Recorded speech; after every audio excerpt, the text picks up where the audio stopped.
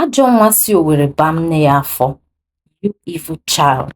You think you can escape? Others didn't. So you were too small to cost me what I have started long before your father saw the sun. Ojugo continued to chase her granddaughter all over the compound. But the little weasel keeps slipping off her hands.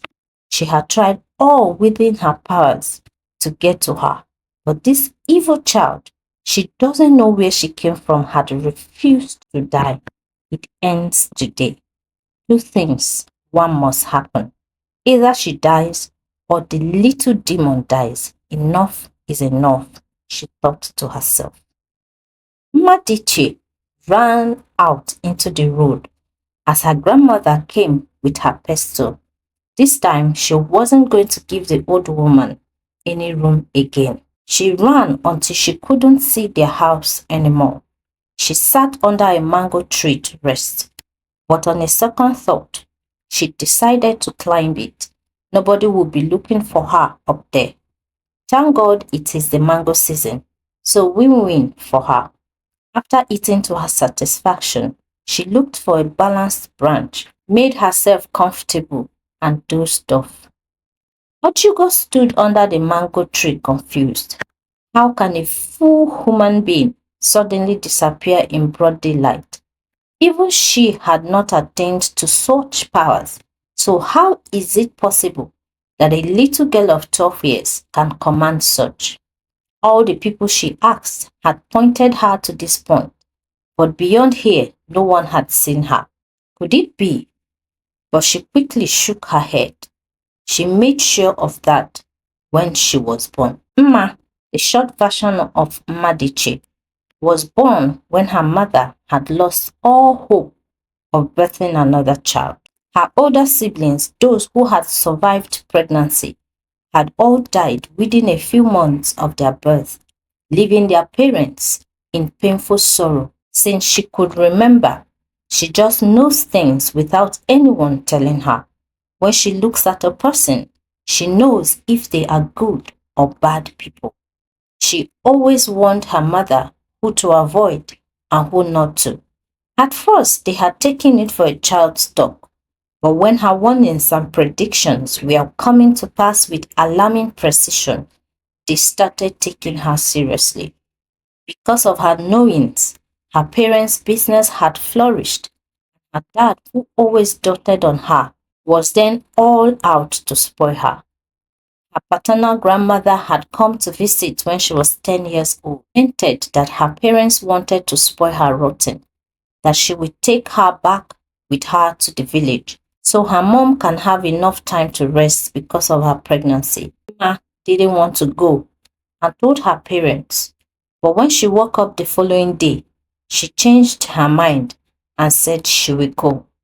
Her mom was not happy about it, but having known her daughter, she decided to let her do what she wanted. Yes, she knows her mom is pregnant with 2 babies, and they are both boys, even though her parents doesn't know yet.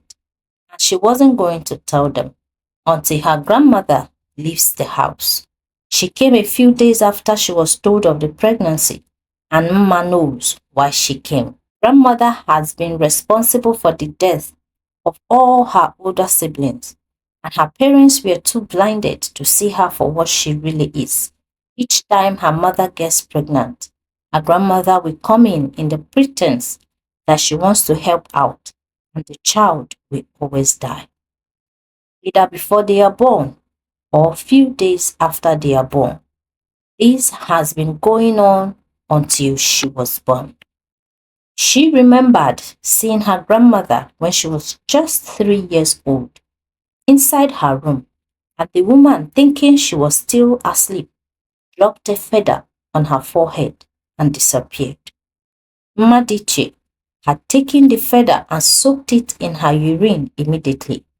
2 days later, they had been called that their grandmother was seriously sick. It was out of pity for her father that she had gone to remove the feather from where she soaked it. She doesn't think her grandmother knows that she is aware of her intentions, but that is why she decided to go with her to the village. For her brothers must be born for the power her grandmother wields to fail. So she must stay very close to her to ensure that. How she knows these things, she cannot explain. Sometimes she's even scared of herself. But her mom always told her that God cannot give bad children. She didn't go anywhere to ask for a child except on her knees before God, day and night. And everything her parents had taught her about God had made her faith in whoever that is guiding her to become very strong. So like her mother taught her, she reads her Bible first thing in the morning and prays, memorizing a passage which she will recite to her parents during night devotion. This had not changed since she was a child, so she knows she is not an evil child. Now she is 12 years old and her brothers are about to celebrate their second birthday. Her parents wanted them to come to the city, but she had declined and told them it is not time for her to return. And because she was not going, her grandmother cannot go too. This is why she is so angry. She told me that I want to spoil her plans, but I have asked her what plans those were, and in response she wants to hit my head with her pestle. Her time is almost up, as she has not been able to offer anything to her altar since I was born, and this second birthday was her last chance to get to my brothers, but that will not happen.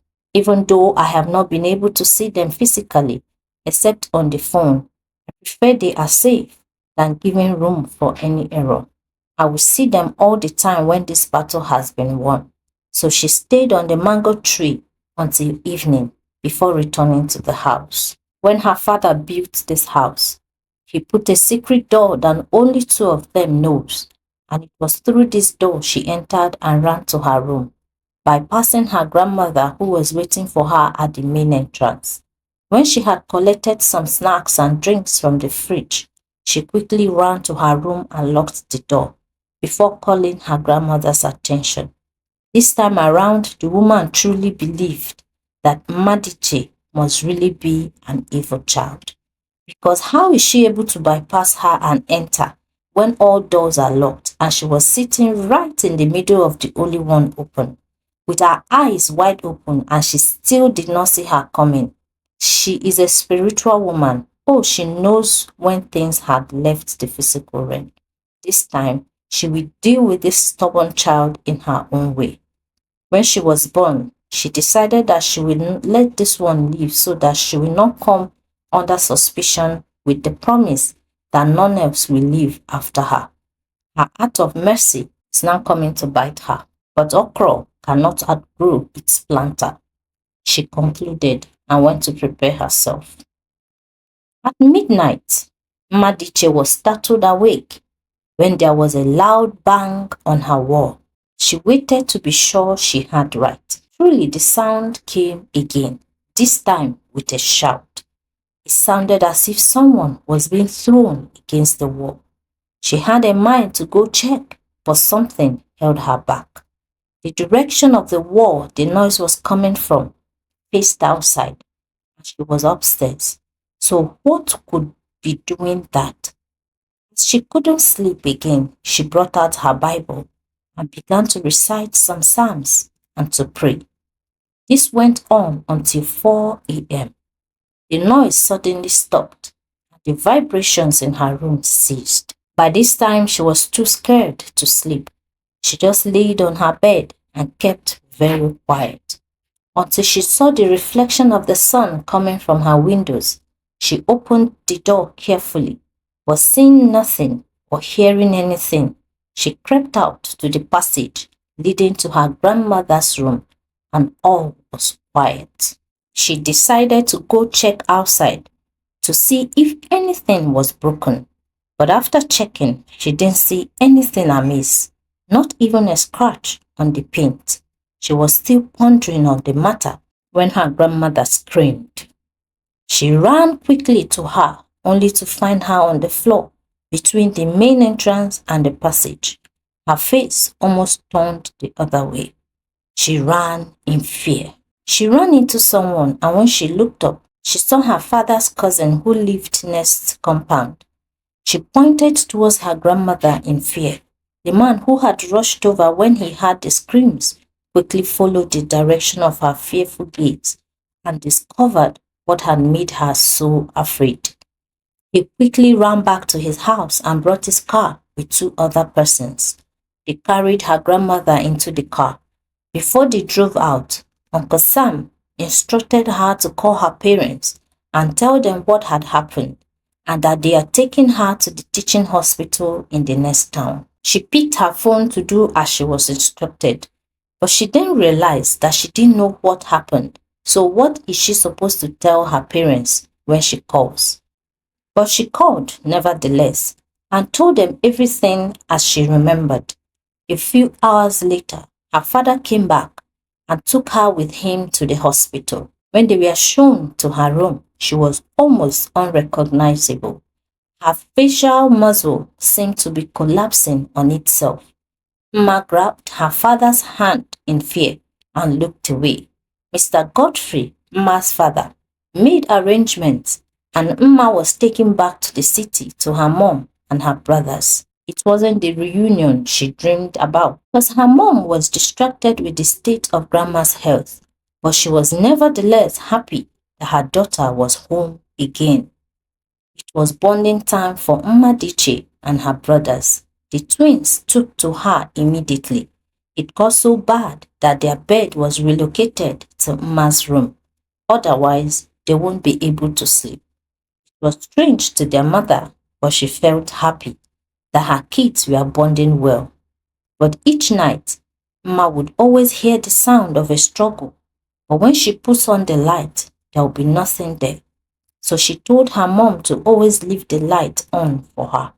The mom thought it was because of the babies, so she agreed. After about 10 days of returning to the city, I was playing with her brothers in the sitting room while their mother was doing the laundry. Mma saw some ants outside the glass door trying to find an entrance. She quickly took the insecticide, opened the door a little and sprayed the ants. She quickly shut the door so the smell does not enter and went back to play with her brothers, pretending as if nothing had happened. Meanwhile, back at the hospital in that exact moment, Mr. Godfrey was at the doctor's office with two of his sisters. He had been shuttling between his office and the hospital, as the hospital was only a few hours away from his business complex.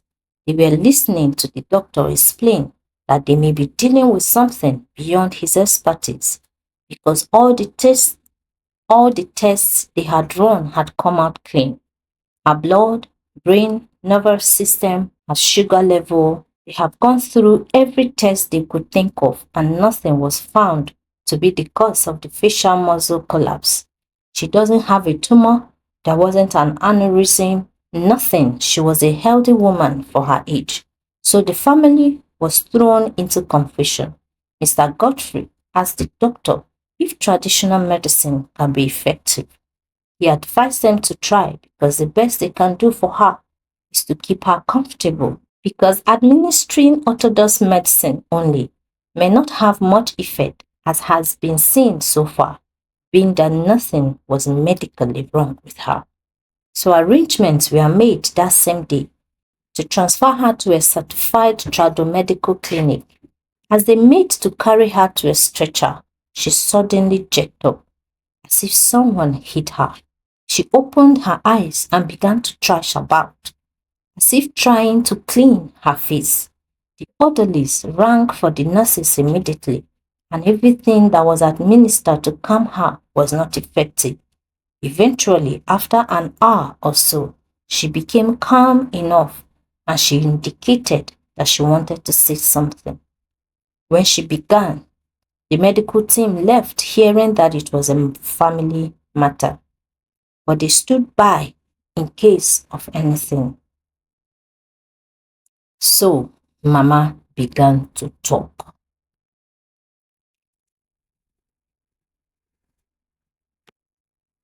When I got married to your father, your grandmother had too much influence over his life.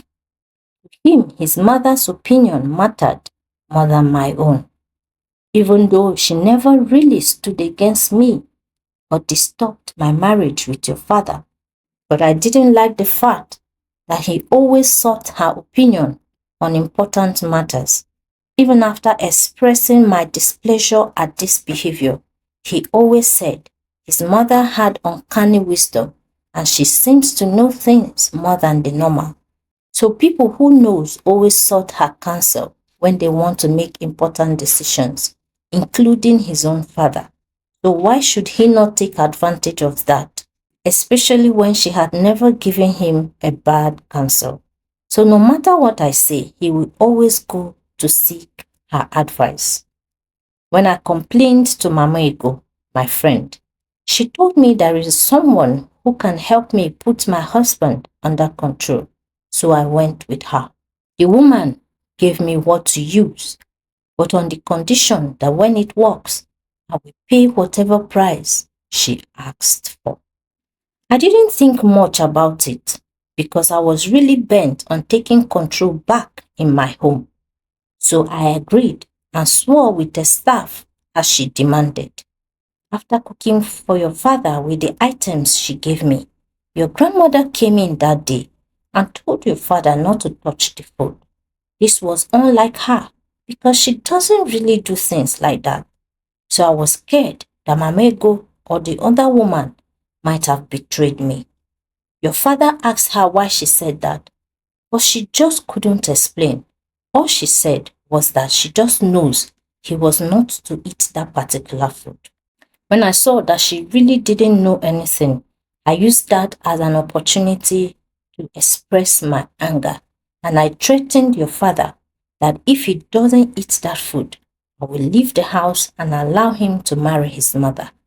Your grandmother felt bad and left the house that day, and your father ate the food to keep peace.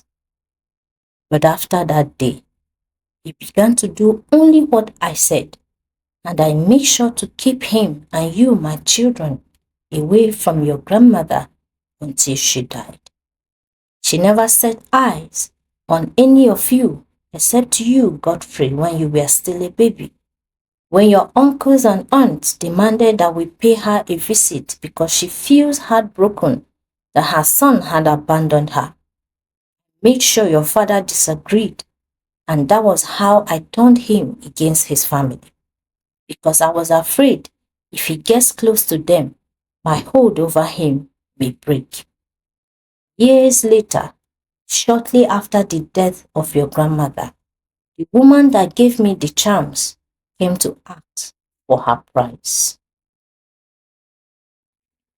I had already forgotten the bargain I made, but I was happy and ready to give her whatever she wanted because I got exactly what I wanted until I had the price. I couldn't believe it, Ojugo continued. How can she ask me with a straight face to give her the life of my husband, the very person that I made the charm for? What is then the purpose or meaning of the charm? I shouted at her. After a heated argument back and forth, she gave me two other options. Ojugo paused at this point and looked at her children, one after the other, pleading with her eyes. As she saw the shock on each of their faces, she can understand how they feel. Even hearing herself speak now is shocking to her. It felt as though she's telling the story of another person, yet she has not said the worst of it. Godfrey, her first son, stared then, as if coming out from a trance, looked at her for the longest time and simply said, Mama, please finish what you were saying. The stillness in his voice made her heart clench. He had always been the warmest, the kindest, and most considerate person amongst all her children, and he doesn't joke with her. So what she was about to say now may break him. She doesn't know how to stop the inferno she was about to ignite. Looking back now, Ojugo wondered what she was struggling for. Who was she in power tussle with? Her mother-in-law loved her and tried to be a mother to her too, but she just didn't know why she hated that woman. And that hatred has landed her here now. Each time she looks at her granddaughter, Mmadiche, it always felt as though the old woman had come back to haunt her. That little girl scares her more than anything in this life, and she can't tell why. Which was why she was determined to kill her. But it seemed as if she was born specifically to destroy her. She had by her own hands destroyed what she had been given on a platter of gold as a result of foolish unwarranted urge to be in control. She had to finish her confession if that would give her the peace that had eluded her almost all her life. So she turned again towards the wall and continued. The two other options were either to give her any other child I would birth. I had only Godfrey then, or I will give her the children of my male children. It is either any of the three or my life. And anyone I choose will be final. She gave me 3 days to think about it, or she will make the choice herself. And she warned that if I go anywhere for remedy, she will use the oath I made with her staff as her guarantee to do what she wants with me. She showed me my name on that staff, the date of the oath, and the words I spoke on it that day, written in my own writing, but scared. I didn't understand fully what I was getting into that day. Perhaps if I had known, I may not have done it. She pleaded with her children. Uchenna, her last child, who was yet to be married, stood up from his chair in impatience and shouted that she should stop the pity party and finish what she was saying, or he will walk out and never return. Their Ada, Chidema, held him by the hand and told him to calm down so that they will get everything before reacting. How can you be this calm, Adane, as they fondly call her? He asked in bewilderment. Or haven't you heard all she has been saying? She denied us the pleasure of our own grandmother, made our father ineffective, and we grew up not having any atom of respect for that innocent man until his death. We have no relationship with our father's people whatsoever because we believed every lie she ever told us. How in this world are you asking me to calm down? How can this be the woman who brought us into this world? He continued to shout until the senior doctor came in and told him to either calm down or he would be escorted out as the well-being of their patient was their priority.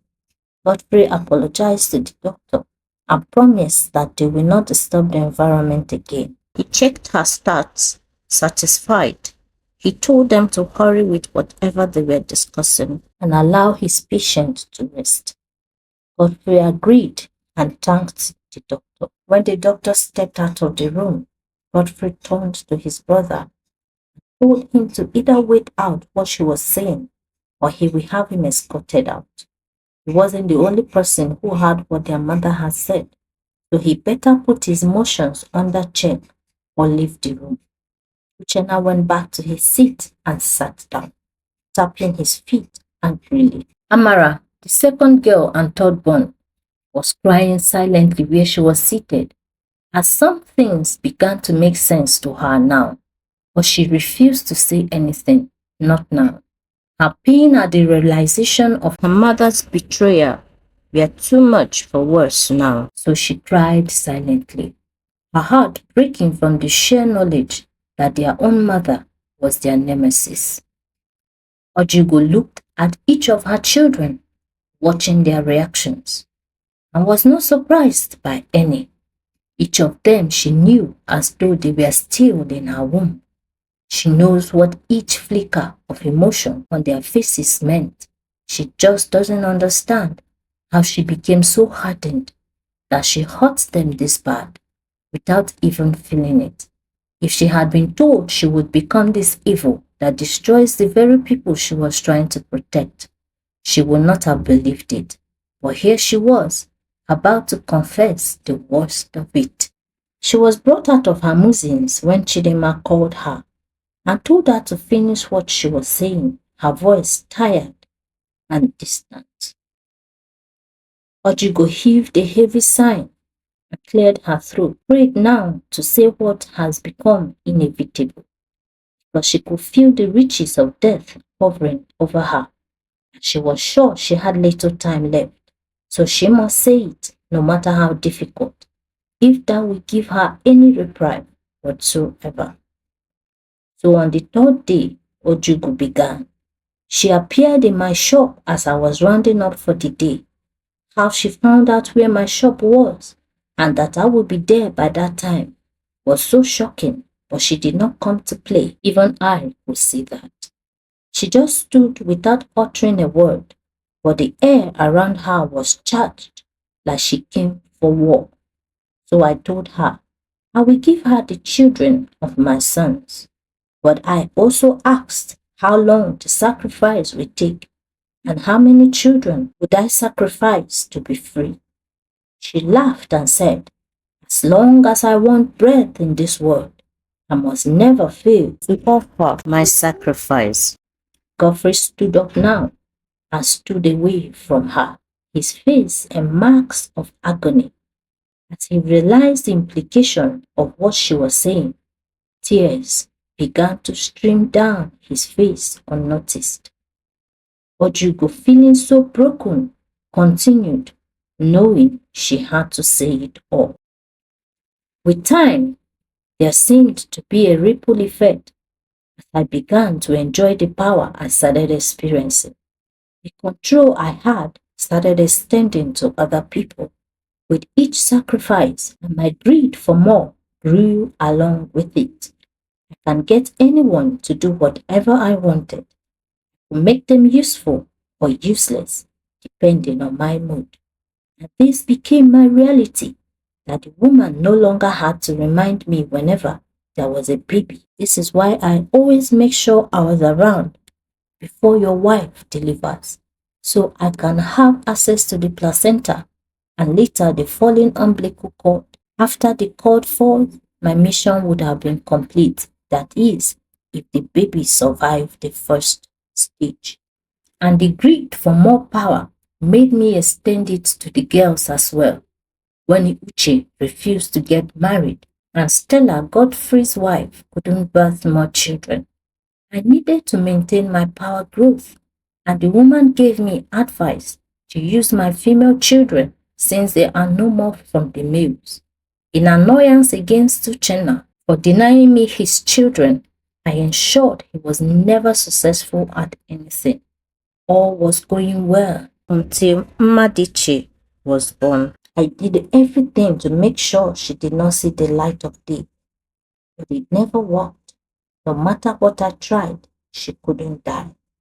So I decided to let her live, because even when I involved the woman, she said it was only I who was her blood that can have legal access to her. I also concluded that that decision will also help me in the long run, because it would be that she was alive. So if there was any suspicion on my part, her living would clear it out.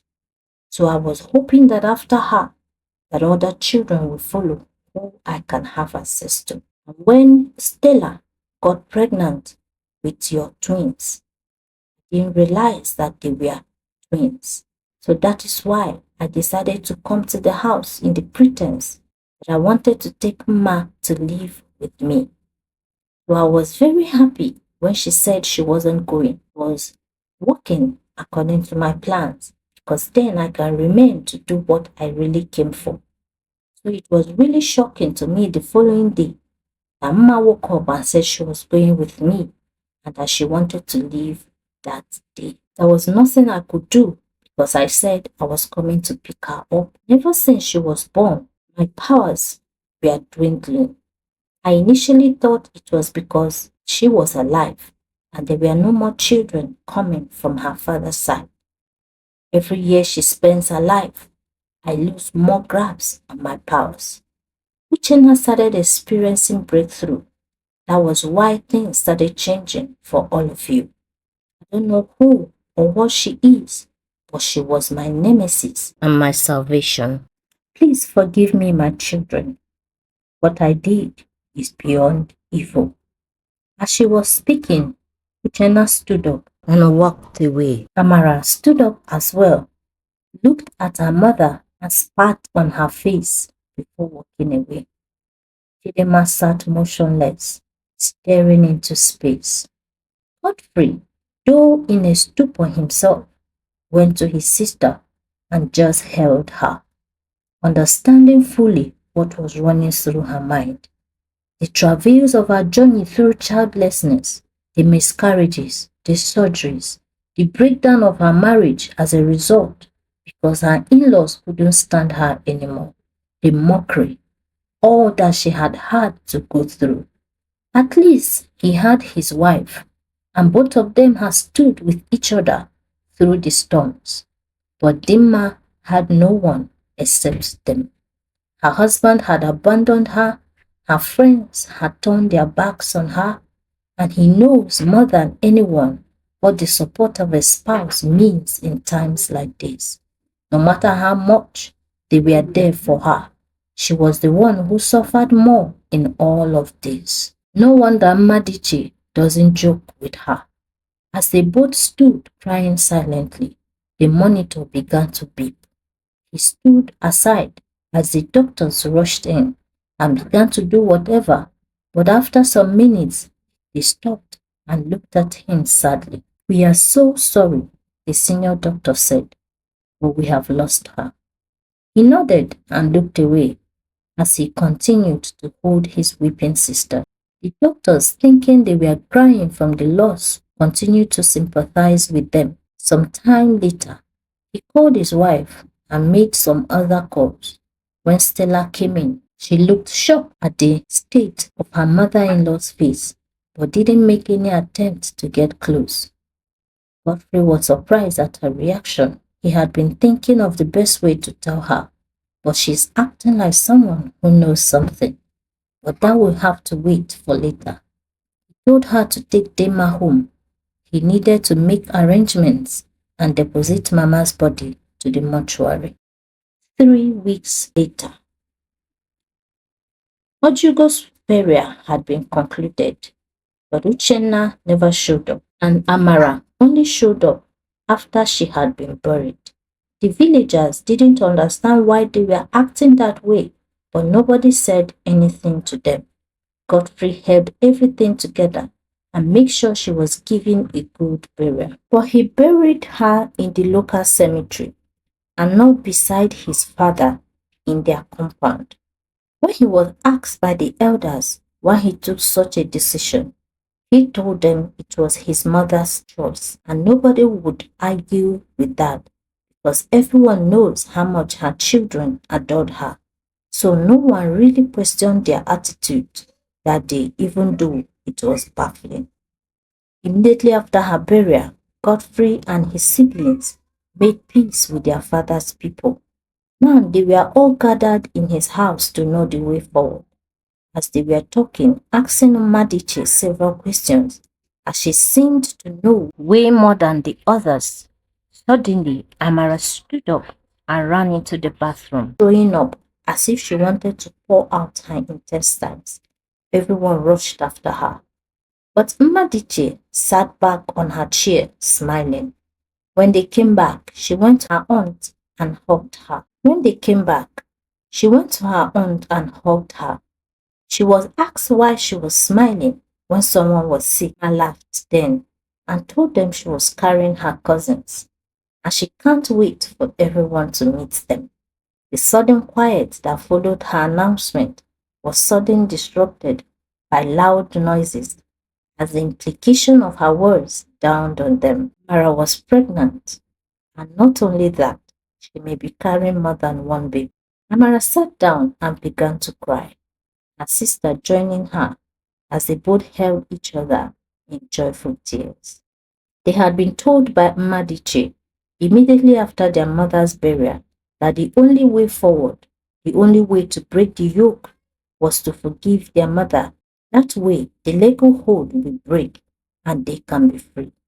It has been weeks of tremendous soul searching, but they had begun to let go. The anger is still there, and the pain, but the heat of it had gradually reduced when they made the conscious effort to actually forgive her. After all, she wasn't here to feel the brunt of it, so they were only punishing themselves. And if it also means that they can be free of her finally, then they had to do it. Years later, family were on a vacation. Mmadiche was yet to join them because she was writing her exams.